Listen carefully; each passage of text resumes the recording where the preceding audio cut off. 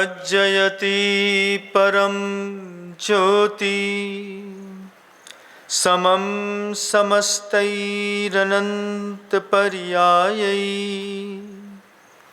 दर्पणतल्लिव सकला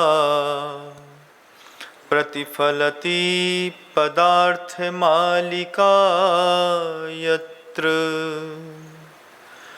गुरुवः पान्तनो नित्यं ज्ञानदर्शननायका चारित्रार्णव गंभीरा मोक्षमार्गोपदेशका।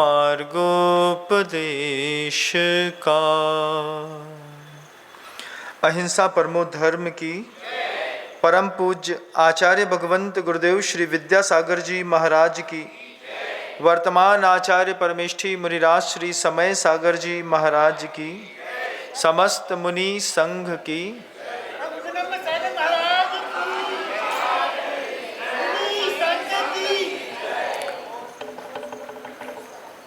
प्रायः करके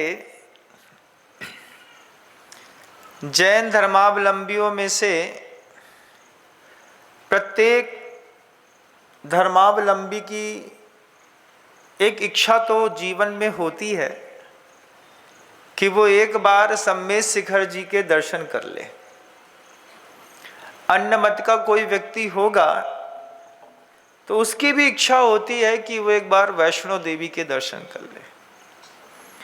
जितना ऊंचा सम्मेद शिखर जी का पर्वत है उतना ही ऊंचा उससे थोड़ा बहुत न्यून है वैष्णो देवी का।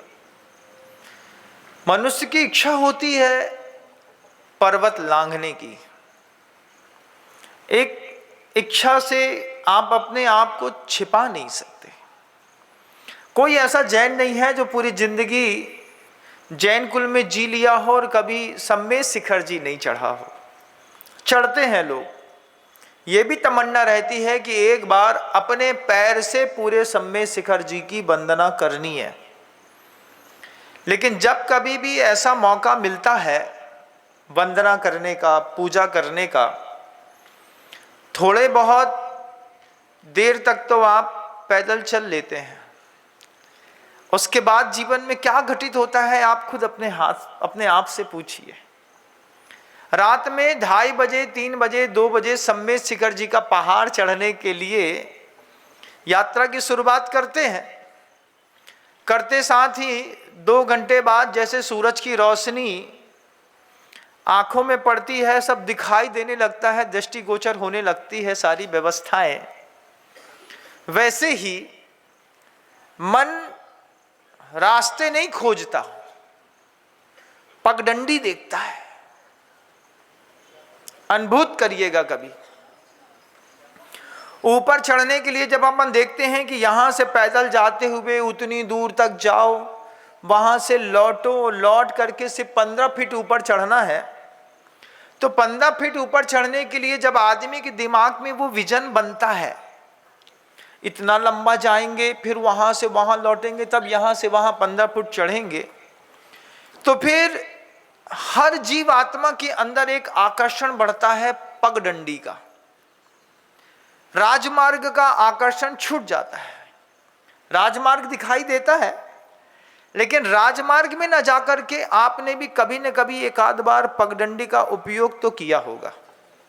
किया है कि नहीं? अनुभव देखिए जीवन के। जैसे ही हम पगडंडी में पैर रखते हैं, उस पगडंडी का सहारा लेकर के अगर सावधानी पूर्वक नहीं चढ़े तो फिसलन की 1000 संभावनाएं, चढ़ते वक्त घुटना टूटने की संभावनाएं और उतरते वक्त सिर फूटने की संभावनाएं सर्वाधिक होती हैं जब हम राजमार्ग को छोड़ करके और पगडंडी स्वीकार कर लेते हैं। लेकिन आज भी और आगे भी, और ये होता रहेगा। गुरुदेव स्वयं अपने शब्दों में ये बात कहते थे, जब कभी भी बहुत लंबा रास्ता हो या पर्वत चढ़ना हो, आदमी राजमार्ग छोड़ करके पगडंडी अपना लेता है। गृहस्थ के अंदर भी धर्म ध्यान करने की भावना होती है, वो भी चाहता है मुक्ति, उसके अंदर भी इच्छा है समता की, उसके अंदर भी एक आकर्षण है कि मैं भी यथार्थ को पाऊं, लेकिन वो रास्ता पगडंडी का पकड़ता है। और पगडंडी के माध्यम से आप धीरे धीरे धीरे करके सम्मेद शिखर जी में प्रभु पार्श्वनाथ की टोंग या चंदा प्रभु की टोंग, गौतम गणधर की टोंग तक पहुंचना चाहते हैं। कभी ऐसा प्रयास आपने किया है ना? किया है।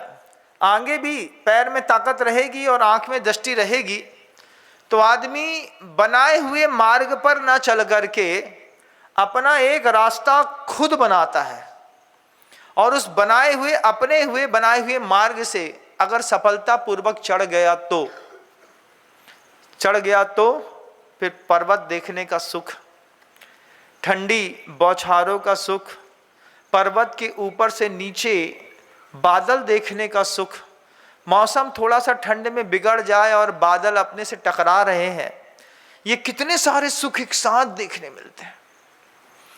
लेकिन अगर बहक गए तो, अगर चढ़ते वक्त फिसल गए तो घुटना टूटने का दुख, और उतरते वक्त पगडंडी का सहारा लेकर के उतरे और एक पैर फिसल गए तो L4 L5 डिस्टर्ब होने का दुख, सीधे गिरे तो दांत टूटने का दुख, सब होता है और सब झेलते हैं और सब करते हैं। गुरुवर हम लोगों को वो बात का संबोधन तिलवारा घाट जबलपुर में 2004 में दे रहे थे, जब पूज्यवर दोपहर के समय पे 2004, आज से ठीक 20 साल पहले की बात बंधु, पूज्यवर जब उद्बोधन रत्नकण सावकाचार्य का दे रहे थे, उस वक्त बस वही गाथा सामने आई, सकलम विकलम चरणम तत्सकलम सर्वसंग विरतानाम अनगाराणाम विकलम सागाराणाम ससंगानाम। ये कारिका थी 2 प्रकार के चारित्र की, और आचार्य भगवंत इस कारिका का एक अपना अलग ही रस निकाल करके जन समूह के बीच में रख रहे थे। वही गुरुवर के हाथ का निकाला हुआ रस मैं 20 साल बाद पुनः आपको देने का प्रयास कर रहा हूं। गुरुवर ने कहा कि एक वो मार्ग है जो संसार से होकर के भगवान की ओर जाता है। उस मार्ग में लंबाई बहुत है, उस मार्ग में जिगजैग बहुत है, थोड़ी सी दूरी पार करने के लिए लंबा बहुत चलना पड़ता है, लेकिन एक वो मार्ग है जो संसार से होकर के और प्रभु की ओर पहुंचता है। एक वो मार्ग है जो गुरु के निर्देशन में सीधा प्रभु की ओर पहुंचता है। सकलम विकलम चरणम 2 प्रकार का चारित्र है, एक सकल चारित्र है, एक विकल चारित्र है।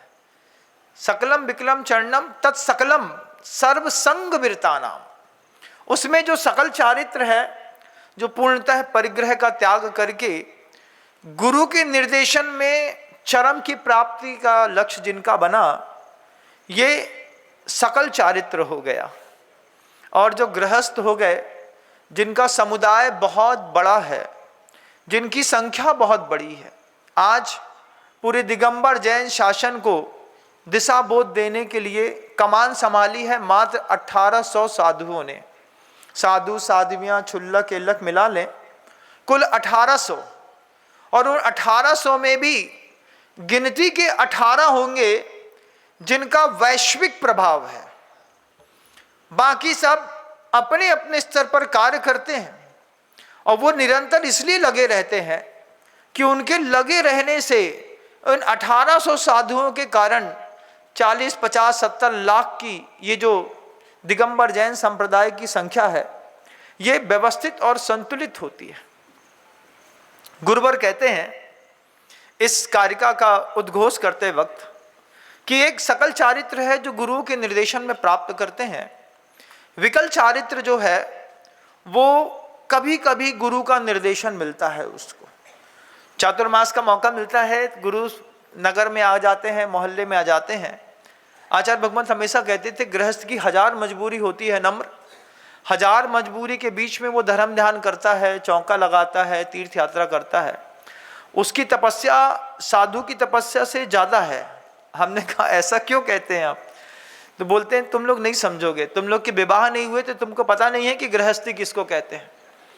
इतना द्वंद, इतना संक्लेश है वहां पर।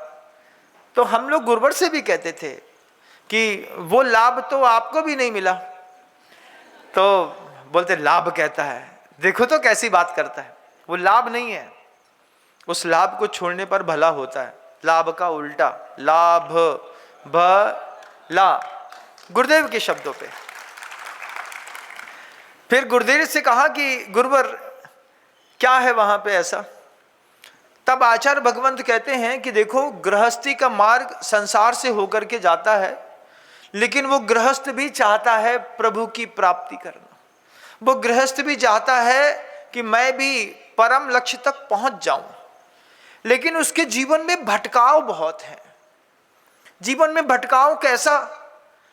कब भी जब भी कोई गुरुवर ने कोई बात कही, हम लोगों ने या फिर गृहस्थों ने एक प्रश्न जरूर खड़ा किया, और प्रश्न खड़े करने के पीछे का उद्देश्य रहता था कि गुरुदेव के सामने जितने प्रश्न खड़े करो उतनी देर तक कम से कम गुरुदेव की वाणी सुनने का, उनको देखने का मौका मिलेगा। अपने अकेले अकेले समझाने में आनंद नहीं आता। कोई प्रश्न पूछता है तो फिर संवाद का एक अलग रंग होता है। इसलिए सारे साधु परमेष्ठी जो हैं शाम को प्रश्न मंच का एक कार्यक्रम रखते हैं, जिससे आपकी और हमारी दोनों की प्रज्ञा को एक नया आकार मिले। वो भी एक जरूरी आवश्यक तत्व है। गुरुदेव से पूछा कि असंतुलन क्या है महाराज गृहस्थी में? सब तो संतुलित है। बोले तुम लोग नहीं समझ सकते, तुम लोगों ने गृहस्थी बसाई ही नहीं। तो आचार्य सिंह जी से हम लोगों ने कहा तो आप समझा दीजिए क्या दुख है। बोले वहां पर गृहस्थों की इंद्रियां गृहस्थों को धोखा देती हैं, हमारी इंद्रियां हम ही को धोखा देती हैं। इतने भी बुद्धू कोई गृहस्थ नहीं हो। इतने आचार्य सिंह से कहा साधु परमेष्ठी ने, कोई इतना भी धोखा नहीं खाता होगा कि खुद की इंद्रियां खुद को धोखा दे जाएं। अब रात है तो आंख से दिखाई देती है, आग है तो स्पर्शन से आंख से दिखाई देता है, कहां धोखे की बात है? तुम आचार्य सिंह जी कहते हैं तुम नहीं समझोगे, तुमने विवाह नहीं किया है। ये जो छोटी छोटी उम्र में साधु बन गए ना, तुम लोग नहीं समझ सकते कि गृहस्थों की इंद्रियां कैसे धोखा देती हैं। फिर प्रश्न उठाया कि बताइए गृहस्थों की इंद्रियां धोखा कैसे देती हैं।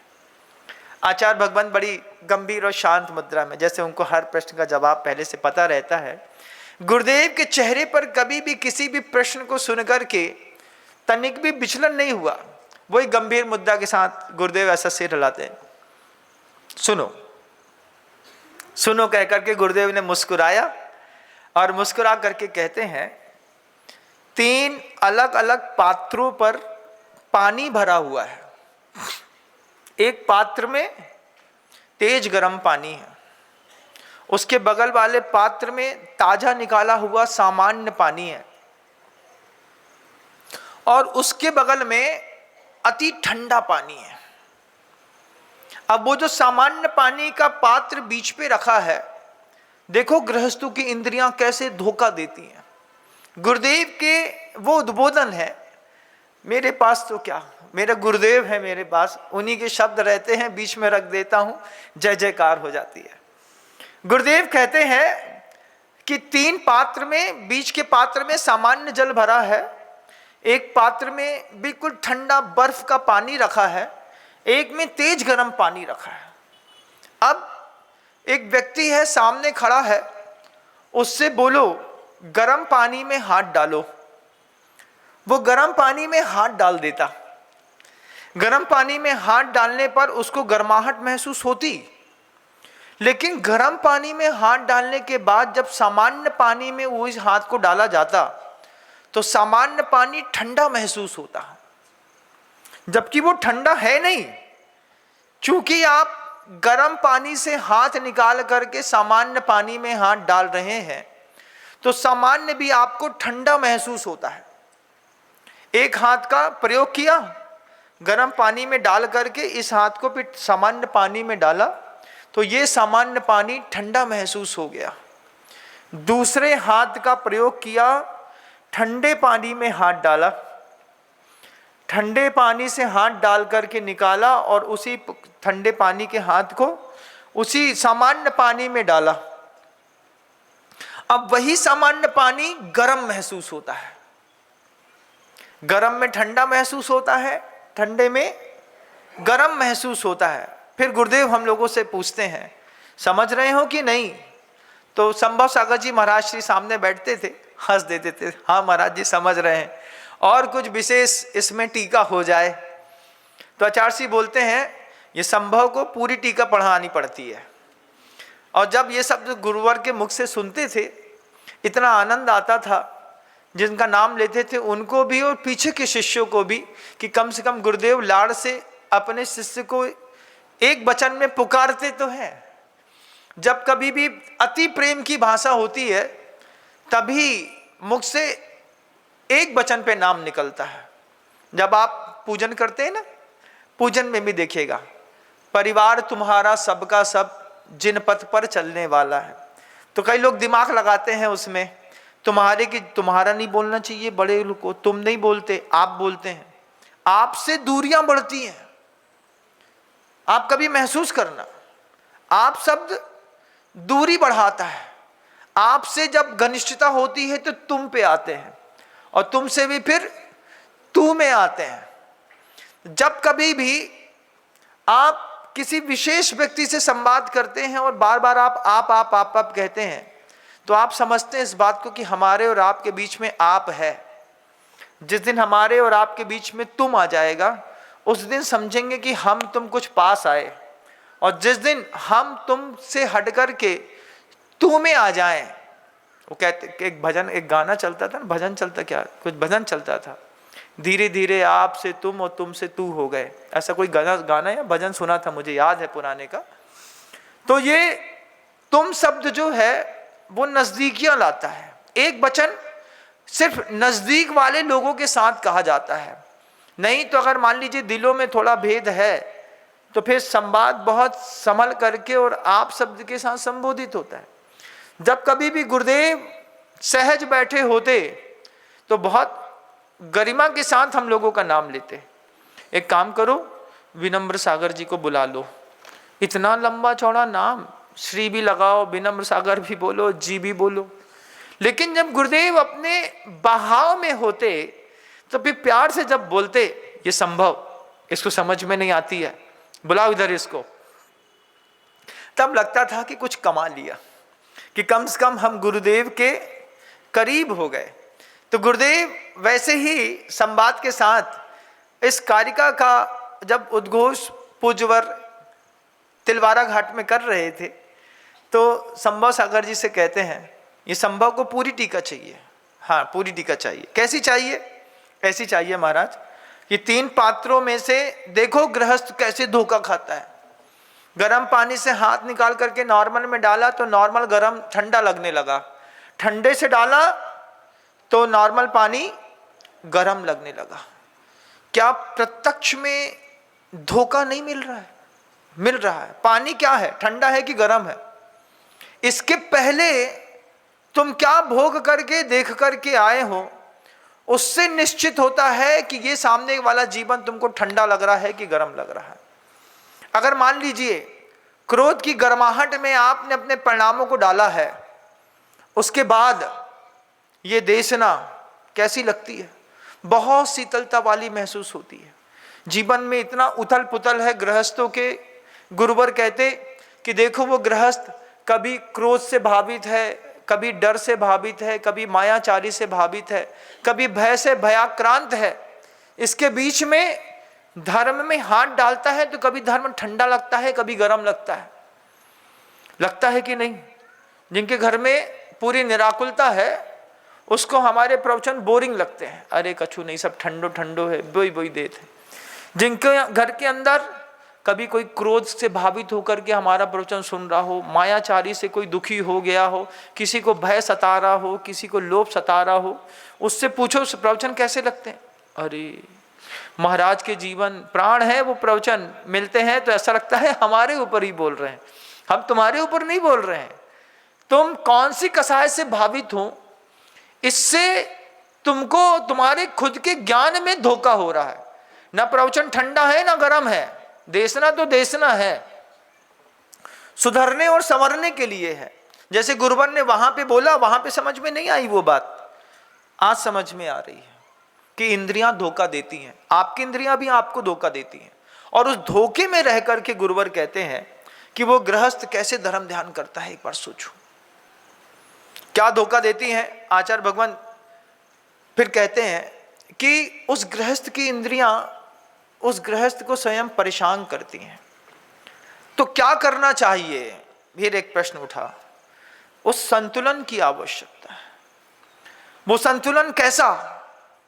तो आचार्य भगवंत कहते हैं कि हमेशा से पौराणिक ग्रंथों का एक कथानक प्रेरणा स्रोत रहा। वो कथानक कैसा प्रेरणा का स्रोत रहा? आचार्य भगवंत ने वो कथानक कई बार सुनाया, लेकिन हो सकता है आपने वो कथानक आज तक न सुना हो। हम लोगों ने भी उस कथानक के चित्र देखे मंदिरों में। गुरुदेव कहते हैं कि मंदिरों में जाते थे तो उस कथानक का चित्र बना रहता था।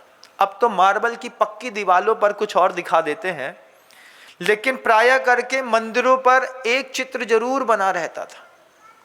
एक राजसभा लगी है, महाराज युधिष्ठिर की राजसभा में कुछ मंत्रियों ने रात में एक स्वप्न देखा।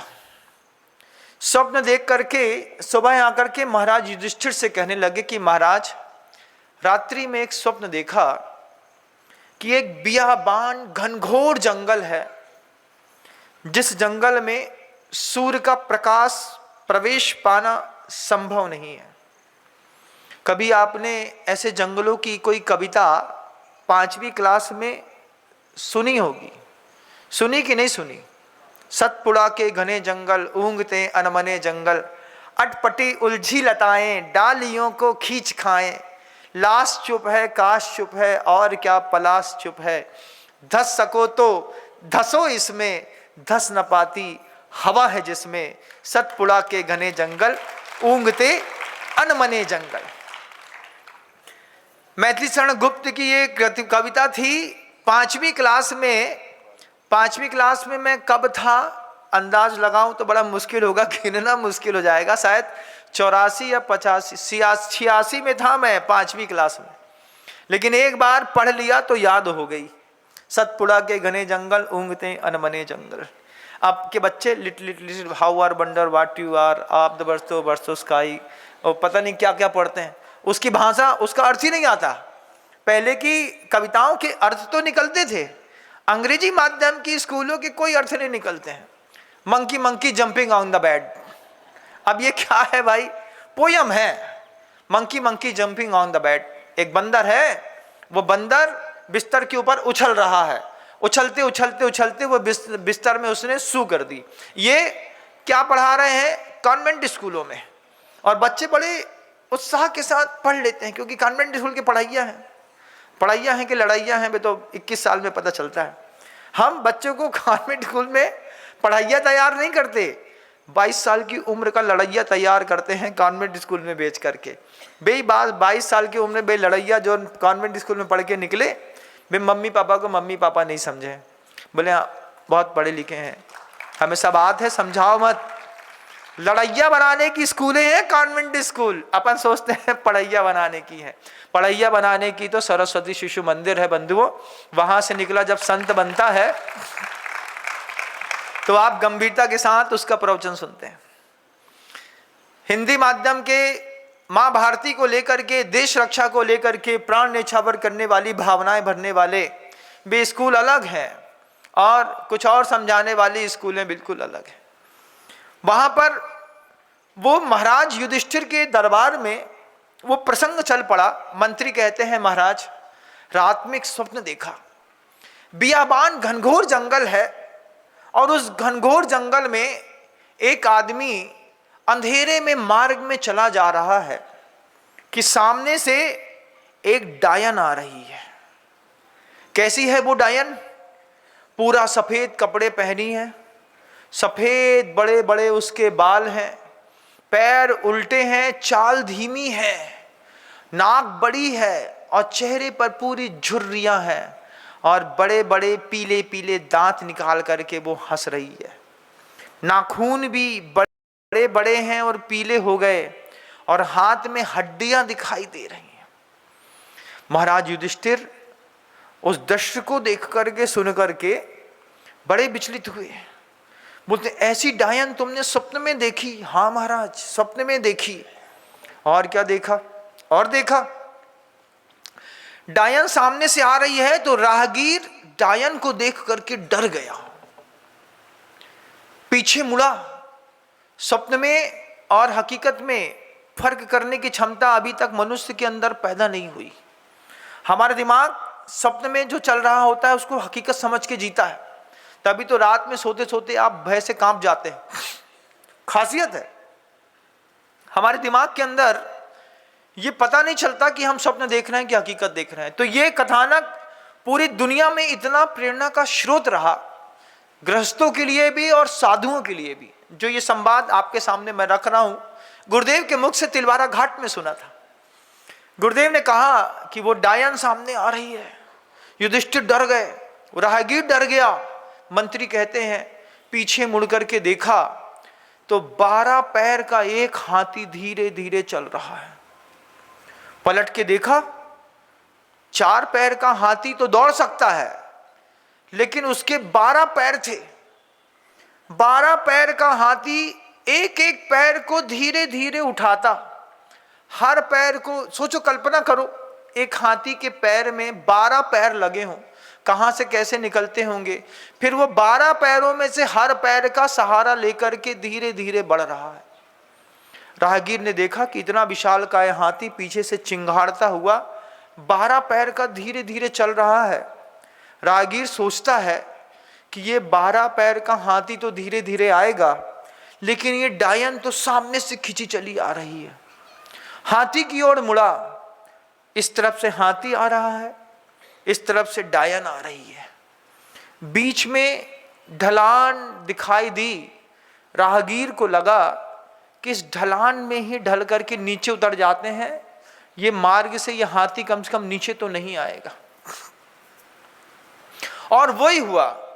स्वप्न में राहगीर पर्वत की ढलान से अपने आप को संभालता हुआ देखा कि बिल्कुल साफ सुथरी रेतीली भूमि है, इसमें से नीचे उतर करके कहीं और पहुंच जाऊंगा। तो ढलान में दोनों के डर के मारे उतरा। उतरते उतरते उतरते ऐसी खुशबू आ रही थी उसको कि ढलान से उतरते खुशबू का स्वाद सुगंध ले ही रहा था कि हाथ में जब स्पीड तेज हो गई ढलान की, तो हाथ में एक पेड़ की जड़ आ गई और पेड़ को नहीं पकड़ा, पेड़ की शाखा नहीं पकड़ा, पेड़ की जड़ आ गई। जड़ को पकड़ करके जैसे उसने अपने आप को थामने की कोशिश करी, दोनों हाथ से जड़ पकड़ ली। राहगीर ने देखा कि नीचे बहुत गहरी खाई है। खाई है तो डर गए, दोनों हाथ और मजबूत। कभी आप प्रयोग करके देखिएगा, आपको समझ में आएगा, करिएगा मत, कांप जाएंगे। क्या प्रयोग करें महाराज? जब कभी कुएं की सफाई होती है, उस कुएं की सफाई के वक्त आपको नीचे से 40 फीट ऊपर उठाने के लिए मान लो लोहे के पाइप, पतले पाइप में आपका हाथ पकड़ा दिया जाए और पकड़ा करके धीरे धीरे धीरे धीरे आपको खींचा जाए, तो शुरुआत में बड़ा कॉन्फिडेंस रहता है कि 40 फीट तो है, ऊपर तो दिख रहा भी चले जाएंगे। लेकिन 15-20 सेकेंड बाद अपना ही वजन इतना भारी लगता है। बीच में जब 20 फीट में आदमी पहुंच जाता है, उस वक्त उसको लगता है भैया जल्दी ऊपर उठाओ नहीं तो नीचे गिरे। उस वक्त आदमी के हाथ के अंदर इतनी शक्ति आ जाती है, क्योंकि वो जानता है अगर हाथ छोड़ा तो नीचे गिरे तो पैर टूट जाएगा, और जब तक ऊपर नहीं पहुंच जाए तब तक इसमें लटके रहना पड़ेगा। वो लटकन वाली स्थिति की कभी कल्पना करिए कि वो राहगीर एक तरफ से 12 पैर के हाथी के आते हुए, एक तरफ से डायन के आते हुए नीचे से लुढ़का और लुढ़क करके पेड़ की जड़ पकड़ ली। पेड़ की जड़ पकड़ करके जब उसने गौर से नीचे देखा तो राहगीर ने देखा कि एक कुएं पे लटक गए। कुआं, उसमें भी पानी होता तो धम्म से नीचे गिर जाते, हाथ का दर्द बच जाता, लेकिन कुआं सूखा था और सूखे कुएं में नागराज। बहुत दिनों बाद मनुष्य की गंध आई नागराज को भी, वो भी बार बार पत्थर में फुस फुस फुस मारे जाए। अब घनघोर जंगल में, शांत इलाके में जब फुस फुस की पहली आवाज सुनी तो उस फुस फुस की आवाज सुन करके दूसरे भी फुस फुस करने वाले खड़े हो गए। अब राहगीर को एक भयानक सा डर, रात है, नीचे कुआं है, ऊपर 12 पैर का हाथी है, इस तरफ एक डायन है, उस पे हम लटके हैं और जिस पेड़ पर लटके हैं उसी पेड़ से खुशबू आ रही है। जंगल के शहद की एक अलग खुशबू होती है। एक फार्मिंग में शहद तैयार करते हैं और एक जंगल में। हमारे यहाँ तो शहद खाने का त्याग है, अभक्ष है शहद जैन शासन में, लेकिन उदाहरण में कथानकों में वो बात रखी। उसी पेड़ के ऊपर एक मधुमक्खी का छत्ता है, उस छत्ते से शहद की खुशबू आ रही है और धीरे धीरे वो शहद राहगीर के सिर पर टपकने लगा। मुंह में टपकता तो ठीक था, लेकिन कहां टपका? सिर पे टपका, लटका है माथे पे शहद टपका। अब सोचो, उस टपकते हुए शहद को उस राहगीर ने धीरे से नीचे करके धीरे से माथे से टपका तो कहां आया? नाक में। फिर नाक में आने के बाद आप कैसे उसको चाटेगा? वो जब कभी आप बड़ी आइसक्रीम खाते हैं और नाक में गलती से आइसक्रीम छप जाए तो फिर क्या करते हैं? उसको उंगली से उठा के मुंह में डालते हैं क्या? अरे नहीं महाराज, हम लोग तो खाते नहीं। झुट्टो, सब पता है तुम लोग क्या क्या करते हो। हाथ का समोसा जमीन में गिर जाए तो वो भी उठा के, ऐसा तो जीवन है गृहस्थों का। और बोलते नहीं महाराज हम कुछ नहीं करते, लेकिन आचार्य बोलते हैं करते तो हो। भजिया के 2 भजिया नीचे गिर गए, मंगोड़ी गिर गई, अन्न है खराब न करो, वापिस मुंह में। ऐसा जीवन जीते। और तुम नहीं, ऐसा नहीं कि कोई छोटे लोग जीते, करोड़पति के घरों में भी यही मानसिकता वाले लोग रहते हैं। अब वो जो दम गृहस्थ था वो टपका है, चिपका हुआ है उस जड़ से पकड़ करके, नीचे सांप फुंकार मार रहा है, ऊपर से पेड़ की खुशबू आ रही है, इधर हाथी है, इधर डायन है, इधर ढलान है, और वो लटक करके नाक में आ गए शहद को धीरे धीरे ऐसा करके मुंह तक लाने की कोशिश कर रहा है। और एक शहद की बूंद उसके मुंह में टपकी और मीठे का स्वाद लिया तो वहीं पर लटके लटके उसको अनुभूति हो रही है सुख की। ये दृश्य उस पर भी राहगीर एक आध बार सोचता है कि जैसे ये एक टपका है, दोबारा कब टपकेगा। तो वो दृष्टिपात करता है ऊपर के छत्ते की तरफ। जब बहुत देर तक बूंद दूसरी नहीं टपकती तो बीच में एक शंका पैदा होती है, कहीं ऐसा ना हो कि इस घनघोर खाई में ये मधुमक्खियां आ जाएं और काटने लगें। काटेंगी तो फिर मेरा क्या होगा? बड़ी गंभीरता से सोचता है वो व्यक्ति। ये संवाद युधिष्ठिर की राजसभा में मंत्री युधिष्ठिर को सुना रहे थे और धर्म सभा में गुरुदेव ये संवाद हम लोगों को सुना रहे थे। आज वही संवाद मैं आप लोगों को सुना रहा हूं। गुरुदेव उस दृश्य का प्रस्तुतिकरण कर रहे थे कि सोचो उसकी नाक में शहद टपका, अब कैसे जीभ निकालेगा? फिर वो शहद नाक से होते हुए सीधे तो जीभ में नहीं गिर जाएगा, फिर जहां जहां होकर के टपकता है। जब कभी आप खीर खाते हैं और मूंछ में पूरा दूध आ जाता है, फिर क्या करते हो? वैसे उनने किया। अरे महाराज आप सब बोल देते हो, कुछ तो मत बोला करो, सब पता है ना हमको, इसलिए हम सब बोल देते हैं। फिर कैसा करते हैं? फिर वो टपका टपका टपका। अब दूसरी बूंद के लिए वो व्यक्ति इस तरीके की संयोजना बना रहा है कि दूसरी बूंद टपके तो सीधे हमारी जीभ पे टपक जाए। अब जीभ पे कैसे टपक जाए? पुण्य का योग हो तो टपक जाए, नहीं तो फिर जीभ तक उसको किसी साधन से लाना पड़ेगा। गुरुवर कहते हैं कि वो जिस शाखा में मधुमक्खी का छत्ता लगा था, उसी शाखा को एक सफेद और एक काला चूहा भी काट रहा है। उस वक्त भी वो गृहस्थ सोचता है इतना सा तो चूहा है, इतना सा चूहा है, इतनी मोटी शाखा है, ये काटेगा तो बहुत समय गुजर जाएगा, उसके पहले तो कोई ना कोई सवेरा करेगा, कहीं ना कहीं से तो कोई राहगीर गुजरेगा, मैं इस विपरीत परिस्थिति से बचूंगा और बाहर निकल जाऊंगा। संसार की दशा का दर्शन कराने वाले ऐसे चित्र कई मंदिरों पर पहले दिखाई देते थे। अब हो सकता है वो चित्र दिखाई ना दें, लेकिन आज भी कहीं अगर पुरानी पेंटिंग्स मिल जाएंगी, आपको ये चित्र दिखाई देगा। गुरुदेव कहते हैं कि वो गृहस्थ जो संसार के मार्ग से भगवान तक पहुंचना चाहता है, उसकी स्थिति है वो ऐसे ही लटका है। फिर आचार्य भगवंत ने पूरे की पूरे चित्र की वो जो अनुपम व्याख्या करी कि वो जो डायन सामने से आ रही थी, वो डायन कोई और नहीं है, वो डायन बुढ़ापा है। बुढ़ापे की डायन जब सामने आती है तो आदमी कांप जाता है।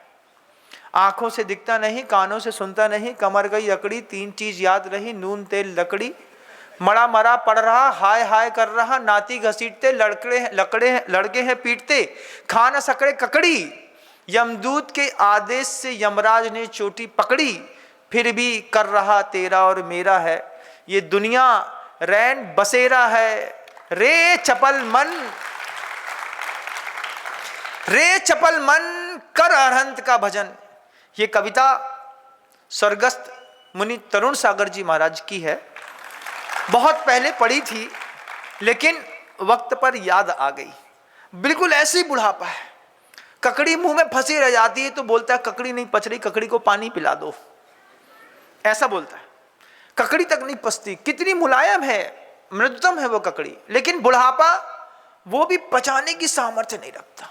सामने से डायन आ रही है, कई लोगों की तो आ भी गई होगी, लेकिन वे डायन को देखते ही नहीं है। हम देखेंगे नहीं, आंख बंद कर लेंगे, सफेद बाल आ गए, अरे करिया करो रे रामू, जाना है महाराज जी के पास, थोड़ा तैयार कर दो, तैयार कर देगा वो, लेकिन आप बुढ़ापे से बच नहीं सकते।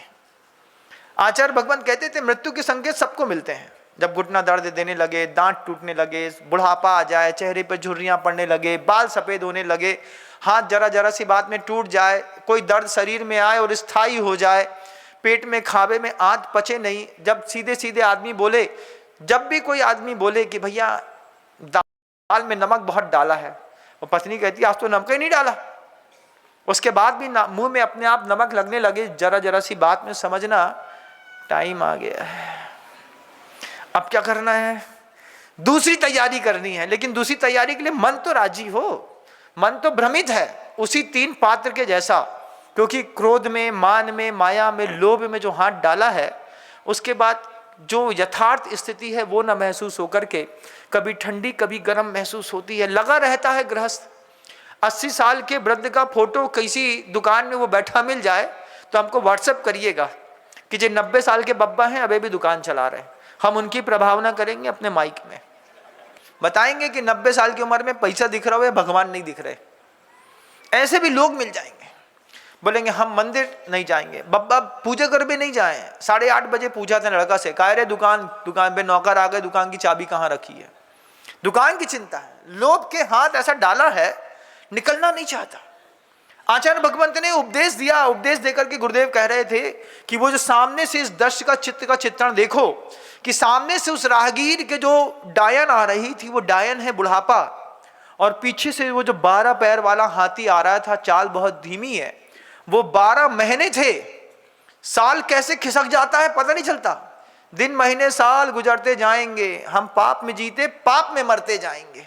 गृहस्थ ने कसम खा ली, कैसे 1 महीना गुजर जाता है। पिछले साल अपनी एनिवर्सरी का, पिछले साल अपने बर्थडे का सेलिब्रेशन कहाँ किया था सब याद है, अभी तक तो बिल भी नहीं चुकाए होंगे कई लोगों ने, और नया बर्थडे फिर आ गया, अब इसका नया एक बिल और फाड़ो, और नहीं करो तो लोग बोलेंगे लो इतने पैसा वाले हैं और अपना जन्मदिन नहीं मनाते। ये भी बड़ी आफत है। 1 साल कब गुजर जाए पता नहीं चलता। हाथी धीमे चलता है लेकिन चलता जरूर है। फिर वो जो ढलान थी, वो ढलान कुछ और नहीं थी। सब कुछ समझने के बाद आदमी वासना की ढलान में ढल जाता है। नीचे नीचे कैसे गिरता है, कभी वासना की ढलान में, कभी दायित्वों की ढलान में, कभी संकल्पों की ढलान में, कभी क्रोध की ढलान में, कभी माया की ढलान में, पूरी जिंदगी नष्ट कर देता वो। फिर गुरुदेव बड़े स्नेह से बोलते, क्यों महाराज कुछ समझ में आ रहा है? संभव सागर महाराज ने भी मुंडी ला दी, हाँ महाराज समझ में आ रहा है, बिल्कुल सब समझ में आ रहा है। महाराज तो, संभव सागर जी महाराज तो ऐसे गणधर हैं गुरुदेव के कि जिनके माध्यम से बैठी हुई हर जनता को लाभ मिलता रहा। उनका एक संवाद, एक प्रश्न सारी जनता को सुख प्रदान करता था। महाराज जी ने, आचार्य महाराज ने महाराज जी को देख करके कहा, समझ में आ रहा है? हाँ महाराज सब समझ में आ रहा है, सुनो और सुनो। फिर गुरुदेव ने उस चित्र की और व्याख्या करी। प्रेरणा का स्रोत है वो चित्र, हर मंदिरों में लगाया गया। फिर गुरुदेव कहते हैं कि वो दायित्व की ढलान में, अपने संकल्पों की ढलान में, वासना की ढलान में ढल करके जिस जीवन रूपी जड़ को पकड़ के खड़ा है, उस जड़ के ऊपर जो थोड़ी बहुत इंद्रिय सुख की 2-4 शहद की बूंदें टपकती हैं, ऐसी प्रतिकूलताओं में भी वो अपने आप को सुखी समझता है। हाथ छूटा नहीं आयु कर्म का, नीचे जाकर के सीधे नरक का सांप बैठा है। तुम छोड़ो और हमने तुमको पकड़ा। इसके बीच में गृहस्थी का धर्म ध्यान कितना दुर्लभ है। वो शाखा जिसके उस मधुमक्खी के छत्ते को काटती हुई 2 चूहे हैं, एक सफेद और एक काला, छोटा सा चूहा है। एक दिन कब गुजर जाता है पता नहीं चलता। रात कब गुजर जाती है, काला चूहा रात का, सफेद चूहा दिन का प्रतीक है, और दोनों तरफ से कट रहे हैं। सुबह 5:15 बजे उठे थे सोच करके अच्छा काम करेंगे, पता चला कोई मिट्टी में जा रहा है, कोई बिल भरने जा रहा है, किसी को हॉस्पिटल जाना है, कोई थाने जाना है, किसी को चाय लेकर के, बब्बा बेटे मरबे वाले हैं तो उनकी मिट्टी में जावे पहले एक बार और कप चाय पिला दो। कितनी उलझने हैं। सुबह से 1 घंटा प्रभु के लिए नहीं मिला, नौटंकी करने के लिए दिन उठता है क्या? काय में फंस गए। रात में चिंता है, भैया वो 2 दिन से बंद है, वो खिलाने पूड़ी बना दियो, सुबह सुबह कम से कम आज संडे है पूड़ी खिला दे। लड़का मोड़ा अपराध करके जेल में बंद हो गया, सुबह से डिब्बा लेकर के जेल जा रहे, एक थाली लेकर के मंदिर नहीं आ पा रहे। मंदिर आने का टाइम कहाँ महाराज? फंसे ऐसे ढलान, ऐसी जिंदगी ऐसी जगह फंसा ली है, उसमें ये जीवन की जड़, दिन गुजर जाता है, रात गुजर जाती है, सुबह शाम सुबह शाम सुबह शाम गुजरती चली जाती है। रात में ये सोच करके घर पहुंचे थे कि 7 बजे रात को पहुंच रहे हैं, भैया थोड़ा सा आराम मिलेगा। 9 बजे रात को एक नई प्रॉब्लम का कक्का कुछ छाती पे दर्द हो रहा है। अब इन्हें सोत में से उठाओ फिर लेकर के जाओ। लड़का गिर गया, किसी की हाथ पैर टूट गए। पूरी जिंदगी, पूरी पर्याय जिनकुल में आने के बाद इन छोटे छोटे संकल्पों में नष्ट हो जाती है। आचार्य भगवंत कहते हैं विकल चारित्र का पालन करना कितना कठिन। सोचो एक गृहस्थ होकर के कितने द्वंद्वों में फंसी है जिंदगी, उसमें भी वो गृहस्थ अपने आप को सुखी समझता है। उसमें भी बोलता है महाराज गुरु के निर्देशन में तो नहीं चलेंगे, मानसिकता का संतुलन नहीं है ना, खुद की इंद्रियां धोखा दे रही हैं, आंख धोखा दे रही है। सब देखने के बावजूद जिस पर 1 मिनट का भरोसा नहीं किया जा सकता, उसी के ऊपर तुम भरोसा करते हो। क्यों? क्योंकि हमारे तुम्हारे परिवार का हिस्सा है। महाराज क्या करें? गृहस्थ समझाते हैं हमको, जैसे महाराज जी कभी आपने मैथमेटिक्स पढ़े कि नहीं पढ़ी? हमने कहीं पढ़ी है। बोले किसी भी गणित का सवाल हल कैसे होता है पता है? हमने कहा आप बताइए। वो कहता महाराज जी माना की से सारी दुनिया के जितने सवाल हैं सब माना की से शुरू होते हैं। माना कि तुम मेरे भाई हो, अब मान कर लिया, दिख ही रहा है। माना कि तुम मेरे भाई हो, चूंकि तुम मेरे भाई हो इसलिए, माना चूंकि इसलिए। गृहस्थ में सिर्फ 3 चीज चलती हैं, माना चूंकि इसलिए। माना कि तुम मेरे भाई हो तो शत्रु, लेकिन कॉस्ट्यूम बदल करके आ गए। अब सैनिक और कुड़िक क्या पिता पुत्र थे? बताओ ना। सैनिक और कुड़िक पिता पुत्र नहीं थे, लेकिन सैनिक को मानना पड़ा। माना कि तुम मेरे पुत्र हो तो मैं तुमको अपना राज्य दे देता हूं। अब चूंकि तुम मेरे पुत्र हो इसलिए तुम इस राज्य के राजा हो, अब इसलिए आज के ये संपत्ति तुम्हारी है। ये गृहस्थी के 3 सूत्र हैं। गृहस्थ साधु को समझाता, महाराज जी पूरा संसार चलता माना चूकी इसलिए मैं, ये माना चूकी इसलिए कि सिंबल याद करो, 3 बिंदी रख देते थे चूकी हो जाता था, उसको उल्टा रख देते थे माना हो जाता था, फिर इसलिए का एक अलग साइन बना देते थे। इसी से जीवन के उल्टे सीधे सवालों के हल करने में पूरे संसार निकल गया। इससे ऊपर था गुरु का यथार्थ निर्देशन। जब कभी भी स्कूल में पढ़ता था, टीचर आते सबसे पहले now and next and the suppose that, शुरुआत करता था सपोज दैट, मान लो कि रामू के पास 3 आम है। हम क्या काय मान लो, रामू के पास तो पराठा है। बोले नहीं तुम मान लो रामू के पास 3 आम है। हमने बड़ा विचित्र लगा, बहुत मुश्किल रही मैथ को यहाँ पर बैठाने के लिए, इसलिए हम 4-5 अकाउंटेंट रख लेते हैं, दिमाग खराब नहीं करते। हम कहाँ पर दिमाग खराब करेंगे, नहीं समझ में आई, हिंदी अंग्रेजी समझ में आई, ये गणित और फिजिक्स तो ऐसी बेवफा निकली कि भारी मेहनत करी, फिजिक्स तो पूरी बेवफा निकली, उसने फेल कर दिया 12वीं में। हमने कहा दोबारा तुमको छुएंगे तक नहीं। हाँ क्यों? क्योंकि इतनी मेहनत करी, साल भर मेहनत करी तुम्हारे लिए, सुबह शाम हाथ में उठा करके लगे रहे, तुमने एंड टाइम में हमें 0 दे दिया, हमने नहीं छुई दोबारा कभी। पापा ने कहा, पिताजी ने बोले दोबारा एक बार फिजिक्स में हाथ लगाओ। मैंने कसम है जो एक बार धोखा दे उसके ऊपर दोबारा हाथ नहीं धरूंगा। नहीं धरी हमने दोबारा हाथ उस पे, हम ऐसे ही आगे बढ़ गए। हमने कहा बिना फिजिक्स के भी जीवन जिया जा सकता है। यहाँ पर आकर के नई तरीके के गणित, नए तरीके का जीवन, जब पूज्यवर गुरुदेव का जीवन में एक स्नेह दृष्टि मिली, तब जाकर के जीवन की धारा ही बदल गई। कितना विपरीत जीवन है ना गृहस्थी का, आप सब भी उसी में शामिल हैं। वासना के थोड़े थोड़े सुख मिलते हैं, लटकते हुए एक बूंद चाटते रहते हैं, निगाह से तरसते हैं। हर गृहस्थ गृहस्थी में रह करके हर चीज का सुविधा भोगी तो हो सकता है, लेकिन प्रेम ना पाने का दुख दुनिया में हर गृहस्थ को है। पति से जो एक्सपेक्टेशंस रहते हैं वो पूरे नहीं करते, पत्नी पति का पूरा नहीं करती, पुत्र माता पिता के प्रकल्पों में खरा नहीं उतरता, पुत्र के विकल्पों में माता पिता खरे नहीं उतरते। हर आदमी सिर्फ एक चीज से दुखी है और वहीं पे खोज रहा है जहां पर वो मिलती नहीं। शायर के वो शब्द बहुत गजब के हैं, दुनिया में हर किसी को मुकम्मल जहां नहीं मिलता, किसी को जमी तो किसी को आसमां नहीं मिलता। ऐसा नहीं कि इस दुनिया में प्यार ना हो, बस जहां उम्मीद हो उसकी वहां नहीं मिलता। मिलता है प्रेम, मिलता है, लेकिन अंतिम लाइनें मायने रखती हैं। जहां उम्मीद हो उसकी बस वहां नहीं मिलता। जिससे सोचते हैं वो दगा दे जाता है, और जिससे उम्मीद नहीं रहते हैं वो जीवन का माही बन करके अपने आप को संभाल करके ऊपर उठा करके ले जाता है। ये बहुत बड़ी कंट्रोवर्सी है। हर शब्द में, हर गाने में एक दो शब्द बदल दो, फिर अपने आप जहां वो ऐ सनम था वहां ऐ वतन कर दो, फिर देखो पूरे गाने के मायने बदल जाते हैं।